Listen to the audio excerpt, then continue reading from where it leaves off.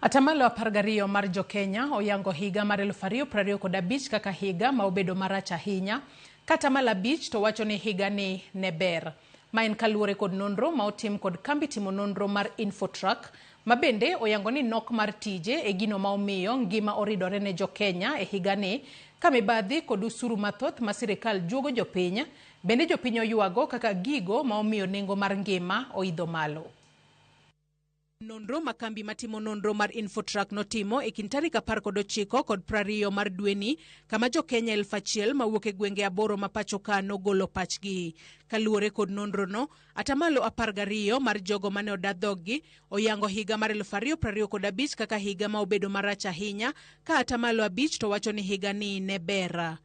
Tho mar ogai mar ODM Raila Odinga, ng'anyo mar rawere mag Gen Z, nengo mamalo mar ngima, telo kod siasa mathoth, weche mag ndhicho kod nek, pek e yudo omuom, achiedh nade timo ohala, ng'ikruok e okumba thieth mar SHA kod SHIF, weche njore, e moko kuom gigo ma jopiny mane oda dhoggi kod Infotrack wacho ni omiyo higa mar 2025 obedo marach. Kuom midhiero ma jopiny kale e udi kama gidake ma omiyo higa ni obedo marach kaluwore kod nonro no, en nok mar tije, nengo mamalo mar chiemo, nengo mamalo mar omenda mar somo kata school fees, nweng'o matin, nengo mamalo mar thieth, nengo mamalo mar udi kod gope mathoth ma jopiny nyagore gi chulo. Kaluwore kod nonro no, gigo ma jopiny wacho ni okelo nengo mamalo mar ngima e pacho ka gin weche mag mibadhi, chulo usuru mathoth, chike mag sirikal, weche matimore e pinje maoko, yore maricho mag puro kod onge mag tije. Nonro nogo, atamalo 29 mar jogo mane oda dhoggi nigi geno ni higa mar 2026 biro bedo maber moloyo higa mar 2025.